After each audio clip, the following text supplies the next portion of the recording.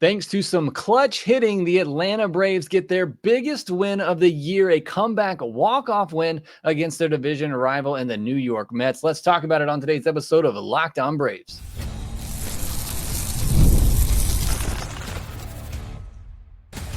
You are Locked On Braves, your daily Atlanta Braves podcast, part of the Locked On Podcast Network, your team every day. Hey, and welcome back to Locked On Braves, part of Locked On Sports Atlanta, where we cover your favorite Atlanta sports teams each and every day. I'm your host, Jake Mastroianni. You can follow me on social media at ShortstopBall. Check out the podcast there at LockedOn_Braves on X and Locked On Braves on Instagram. If you're new and you're watching this on YouTube, please do me a huge favor. Hit that subscribe button. We're trying to get to 14K by the All-Star game, and we are really close to hitting that goal. So thank you so much for your support there. You can help others find the podcast on YouTube by hitting that thumbs up button. Leave me a comment down below. Or if you're on the audio side, which is where we still get the majority of our listeners, you can help out by leaving me a 5-star review on Apple, Spotify, or wherever you get your podcasts. And I do truly appreciate it a ton whenever you do those things. Thanks for your support here at Locked On Braves. And big shout out to all my everydayers out there making Locked On Braves your first listen of each and every day. On today's podcast, we're going to recap that exciting Game 1 win over the New York Mets on Tuesday night in a big series against the Braves division rival.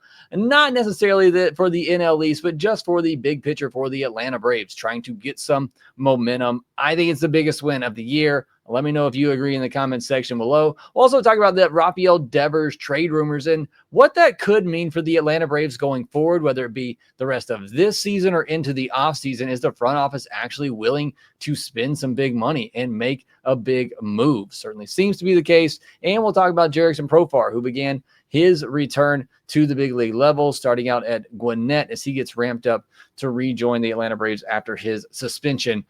This episode is brought to you by Monarch Money. Take control of your finances with Monarch Money. Use code LOCKEDONMLB at monarchmoney.com for 50% off your first year. What a game on Tuesday night. Easily my favorite game of the year. I mean, it had all the emotions. It had my stomach in butterflies. I got a migraine after watching that game. Just so many emotions, ups and downs, highs and lows throughout that game. Just everything that you want in a baseball game against two rivals like that, even if there's not much of a rivalry this year with how the Mets have run away from the Braves in the division, it still had that feeling, and the Braves ultimately come out on top, and that makes it even more sweet for us as Braves fans. So easily my favorite game of the year, and look at this point, every win for the Atlanta Braves is big, but this feels like the biggest win of the year for the Atlanta Braves in a game that looked all too familiar to us, right? Couple of things don't go the Braves' way early. You get that bloop double by Taylor that scores 2 runs against Schwellenbach. Offense is just stagnant for the first half of the game, unable to really do anything. And it looked like a lot of games we've seen this year. And it just felt like it was going to be another loss, another game that you feel like you probably should have done better in, but you couldn't get those big hits. You didn't get the big play defensively, and it just felt like another one of those games for 6-7 innings in this one. And then things suddenly turned around, and it started for the Braves in the bottom of the 8th inning. And what did you get? It seems like every time Nick Allen gets on, especially with no outs in front of Ronald, even with outs, because Ronald said can just hit a home run, but if he gets on, it just feels like something good is going to happen right now. And that's why I would love for the Braves to find somebody in that 9 hole that can actually get on base and set up the top of the order, because you saw in this game, and we talked about it on the postcast. I tweeted about it during the game, or I retweeted somebody else that mentioned it to me. Teams are going to pitch around Ronald. And it's clear. It was as clear as could possibly be in this game on Tuesday that the Mets were not going to let Ronald beat them. I mean, they pitched around him in just about every at-bat that they could. The only one that they really couldn't was after the leadoff walk to Nick Allen. And what did he do? He got a hit. I mean, teams just aren't going to let Ronald beat them right now with the way that everybody else in the lineup is hitting. And look, when you're batting Eli White and Alex Verdugo behind him, which those guys had some good swings tonight, yeah, why would you not pitch around Ronald? And especially when your big hitters and Olsen and Riley aren't punishing you with a bunch of home runs, why wouldn't you? So I think you saw the recipe that a lot of teams are going to deploy right now against Ronald, especially with as hot as he is right now. Just don't give him anything to hit and make sure there's nobody on base when he comes up to the plate. So that makes it even more imperative for the guys in front of and behind Ronald. And right now, the guys in front of and behind Ronald are Nick Allen, Eli White, and Alex Verdugo. It's just not great surrounding Ronald Acuna Jr. But in the 8th inning, it was great because Nick Allen got on with that leadoff walk. David Peterson finally showing some fatigue in this game after the Braves just let him breeze through the first 6-7 innings of this one. He walks Nick Allen. Ronald comes up, gets the hit. They go to the bullpen, and Reed Garrett, who has just been fantastic all year long. Verdugo gets the hits, load the bases. And here we are, the Atlanta Braves, bases loaded. Your 3 and 4 hitters coming up, Matt Olson, Austin Riley. Those are the guys you want at the plate, right? Well, not exactly, and certainly not this year. Matt Olson strikes out, borderline strike 3 call there, but 2 strikes, you gotta foul that off or something. I get it. It was off the plate away, but it's a close pitch. You got to try to foul that off. You're trying to come through for your team there. You need Matt Olson, who did come through earlier in the game with a big 2-out RBI hit, but that's a spot you're really looking for him to come through. But still just 1 out. At least he didn't ground into a double play. You leave it to Austin Riley with 1 out. The base is still loaded. What does he do? He pops up to shallow right field, and he doesn't come through early either. And at this point, you're just thinking, here we go again with this Atlanta Braves team. And what's been the issue all year long is the big guys in the middle of the order just not coming through in the clutch. But up steps Marcell Ozuna. With the bases loaded, 2 out, it's looking like they're going to waste a golden opportunity and let the Mets wiggle their way out of it. And he comes through with a huge double, a splitter that stays up on the inner half. Ozuna able to pull his hands in, shoot it down the left field line to clear the bases. Alex Verdugo able to score from first base on that one, and just such a big play, such a momentum type of play and type of swing in the Braves season right now, and you're able to tie up that game. But the work was not done. It was a tie ball game. The Braves could not take the lead. After that, Ozzy goes up there, swings at everything that he sees, falls behind 0-2, does get back in the count, but isn't able to come through. They bring in Edwin Diaz for the 9th inning, and he shuts things down. Raisel Iglesias comes in the top of the 10th, looks again, another really good performance by him. He shuts it down, gets a big strikeout with a couple of really good changeups to begin that 10th inning, and gives up nothing in the top half of it. And then you get to the bottom half, and Ronald's coming up, and of course they walk him. Why wouldn't you? Again, like I talked about earlier. So you got first and second, and Verdugo, I believe it was the first pitch, he pops up. And so again, here you are. You got your top 2, your 2 biggest hitters. I'm not going to say your top 2. Obviously, Ronald's one of your top hitters, but you got first and second, 1 out for Olson and Riley coming up.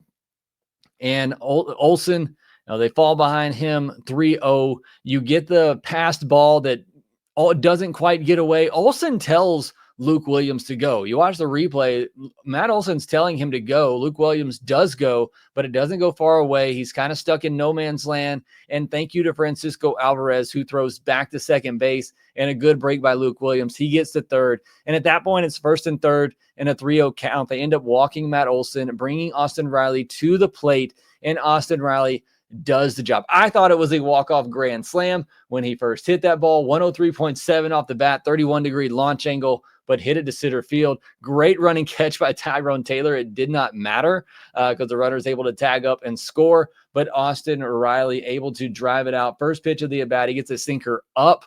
I would imagine he wanted that down, or that the splitter that Brazovan throws down in the zone, trying to get that double play, but Riley got something up, was able to drive it for the walk-off sac fly, and the Braves get a big win. Like I said, biggest win of the year, in my opinion, so far. In the offense that had looked so stagnant for half of the game comes back on late and gets it done. I do want to touch on Spencer Schwellenbach, though, for just a minute. 7 innings, 4 earned on this one, 10 hard hit balls. This looked more like one of those starts we saw in that bit of a rough stretch that Schwellenbach was having earlier in the year, where he was getting hit really hard. Still wasn't giving up a ton of runs, 7 innings, 4 earned. Certainly not great. You want better than that, but just wasn't quite there. The fastball wasn't, it didn't have that oomph that we've seen from him lately. The velocity was actually under his yearly average in this one. Don't know what effect the rain delay might have had on that, but he just didn't seem to have it all dialed in this one. And still, outside of that, if Ronald doesn't get a terrible jump on that ball that Tyrone Taylor hits and catches that, he probably only gives up 2 runs in this one on a couple of solo home runs. But I think even more than that, yes, you're going to look at that bloop hitting that inning, but getting ahead of Francisco Alvarez 0-2 and then walking him, I think is the killer for Schwellenbach in that one. It sets you up for a ball put in play just to be dropped in perfectly. But overall, I thought it was a good, not great start for Spencer Schwellenbach. He still got 22 whiffs, had a 39% called strike plus whiff rate, which is just fantastic. So still did some really good things in this one, kept the team in the game, even after that bloop hit, which had to be really frustrating for him.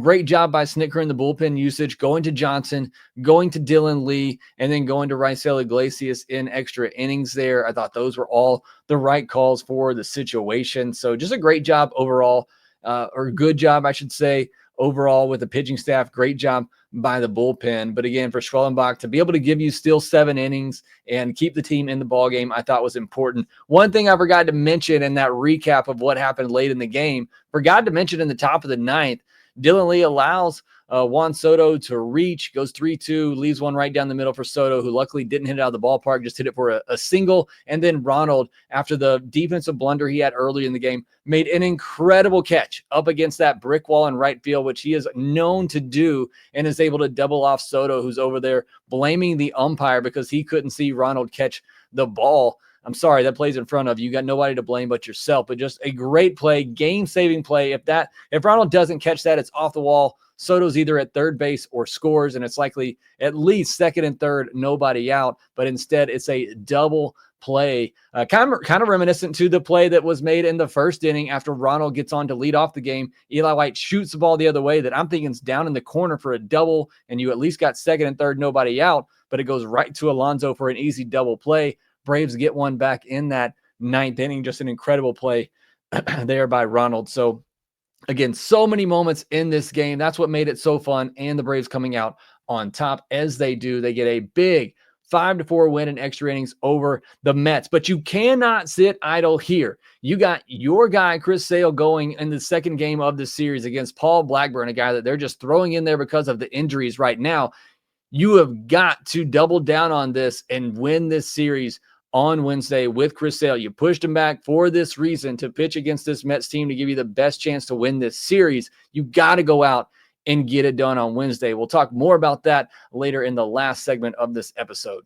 While it's hard to believe the Atlanta Braves actually had that much interest in trading for Rafael Devers, what could that mean for Alex Anthopoulos going forward and how aggressive he might be this offseason? We'll talk about that here next.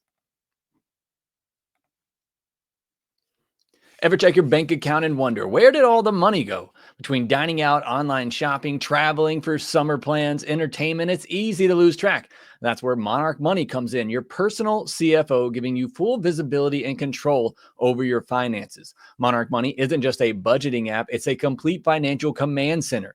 You can track all your accounts, investments, and spending in one place, so you stop just managing your money and start building wealth. Managing your money with your partner is smoother than ever. You can track shared and personal accounts, set goals, and stay on the same page without all the stress. Plus, whenever I take those secret trips to the ice cream store, now my wife knows because we're sharing and she can see everything that I do. But I promise you, it's better for your relationship. Take control of your finances with Monarch Money. Use code LOCKEDONMLB at monarchmoney.com for 50% off your first year. That's monarchmoney.com, code LOCKEDONMLB for half off of your first year. Thank you, as always, for making Locked On Braves your first listen of each and every day. Go check out Locked On MLB for your second listen of the day, solely getting you caught up with everything happening around Major League Baseball, and the guys over at MLB Game Night, keeping you up to date on some of the fun games that are being played around Major League Baseball. We'll have one more episode this week. I'm going to be on vacation the rest of the week, coming back late Monday afternoon. So you won't see me on the postcast this weekend or this week and weekend with Lindsay, but I will have a midweek mailbag episode coming out on Thursday morning. That'll be pre-recorded on Wednesday morning, coming out on Thursday morning. So submit your questions to that when I post the tweet on Wednesday morning to be part of that episode. But that'll be it for this week. Getting some much needed vacation, going to visit some family. So looking forward to that. But next, I want to get into the Rafael Devers trade rumor. Now, obviously, Devers has been traded to the Giants at this point. So, doesn't really matter in terms of how interested. I guess I say it shouldn't.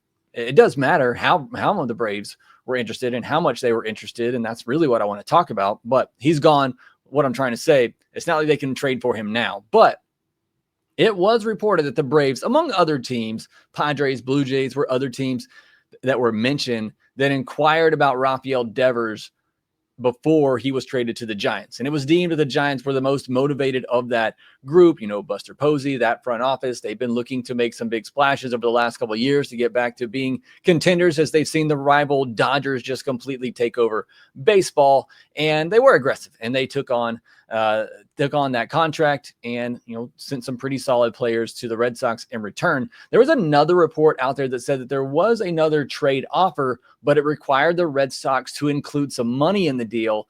And as soon as I read that, it sounded like the Braves. I mean, without seeing any other reporting, that sounds like the Braves. If you were going to make that type of trade for a Rafael Devers, there had to be some money involved in order for Alex Anthopoulos to have any type of interest.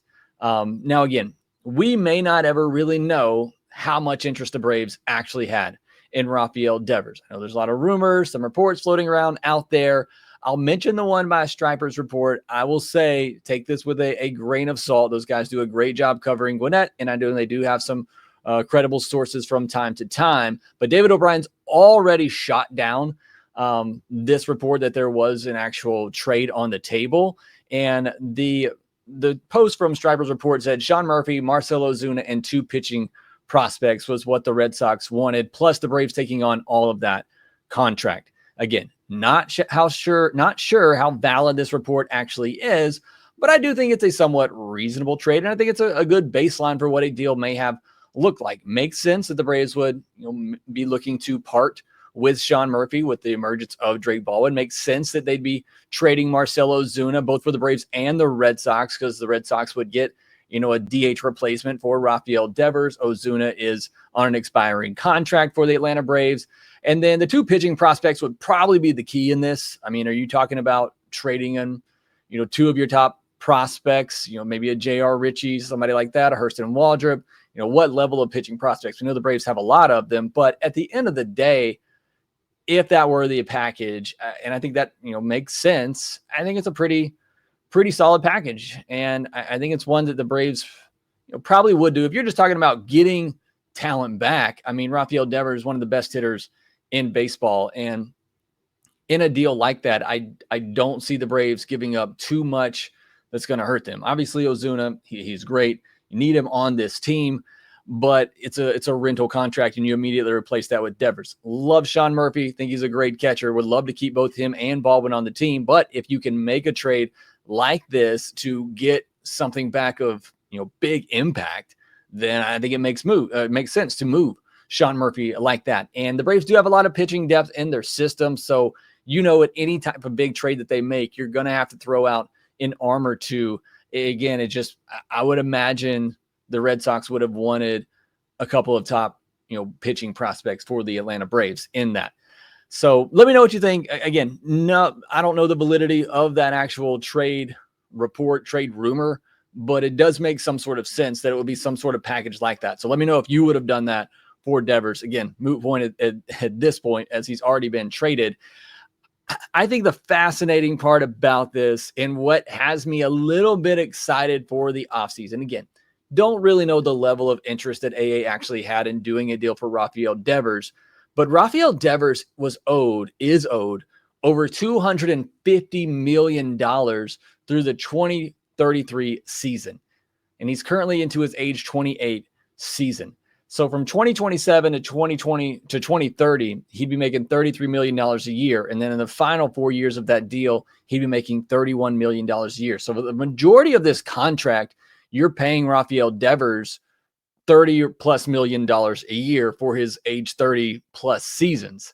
And that is not something that we have seen Alex Anthopoulos be willing to do. Now, keep in mind, one of the reports said that the team was looking for the Red Sox to throw some money in to the deal with that. And I would imagine that any type of interest conversations that Alex Anthopoulos and the Braves had with the Red Sox, they were trying to get them to throw some money back in there. But either way, it's not like the Red Sox were ever going to throw a lot of money in this deal. The Braves, if they were to have done this, and again, I don't know how close they were. I doubt that they were really that close to doing this. They would have been willing to take on some money.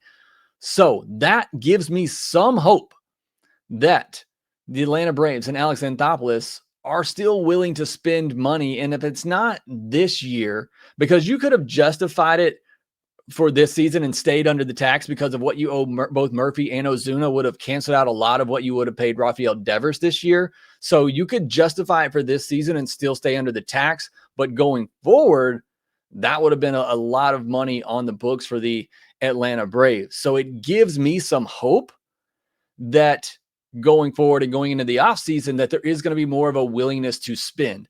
Now, as a Braves fan, and look, bygones be bygones, but you weren't willing to give Freddie Freeman a sixth year, but you're willing to pay Rafael Devers $30 million a year. That doesn't sit well with me. But again, bygones be bygones. You got to worry about what you have now and going forward. And getting Rafael Devers, however much you want to pay him, I'm fine with acquiring talent like that.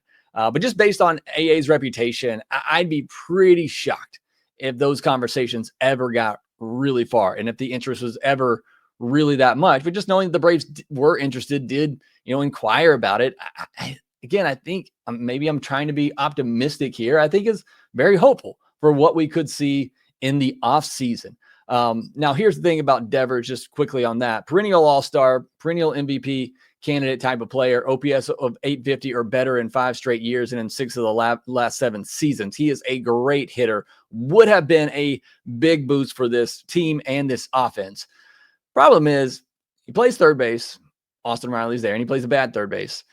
Wouldn't really attempt first base, and the Braves have a first baseman. You were going to have to put him at DH. And while I love the bat of Rafael Devers, $30 million a year for a DH seems a bit excessive, wildly excessive. So I don't know that I would have loved that. But again, at the end of the day, with how bad this offense has been, if you got an opportunity to go out and acquire a talent like Rafael Devers, I think you have to. And I think that's ultimately what it comes down to with the Braves' interest in Rafael Devers. I think Alex Anthopoulos saw a team and a player that were at odds with each other, was going in a bad direction. He said, maybe I can take advantage of this and we can steal Rafael Devers and get the Red Sox to, take a, somewhat cheap deal prospect wise and eat some money. And I think that's probably was AA's thinking here, is that maybe I got a desperate team trying to get rid of a really good player.